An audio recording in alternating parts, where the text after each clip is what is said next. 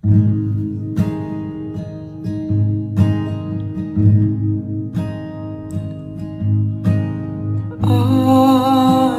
talo ileng na din kan ronin khom amoy dòng no ing lei nam vang nei shay le van đôi ro na leng thế ta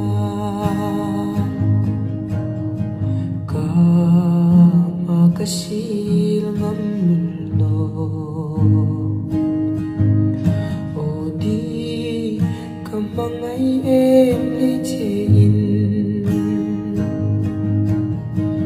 ilom na ding ani phot chun val dang mi pom san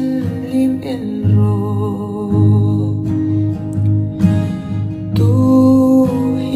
maingay lein so langin milo duy la khom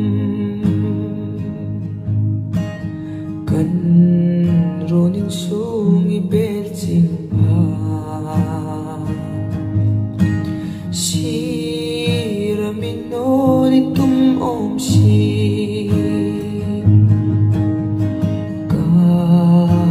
kasil ngam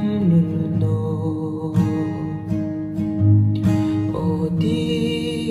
kamangai em lei chein ilom na ding ani phot chun van dang mi pom san lim el ro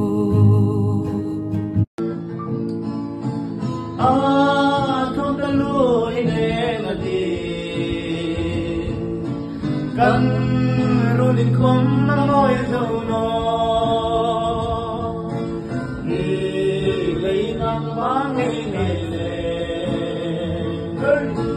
van đôi ro na leng thế ta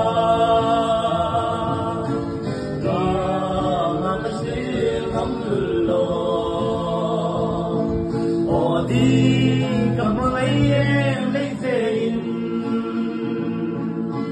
ilom na ding ani phot chun val dang mi pom san le mel ro du ding kan mai ngai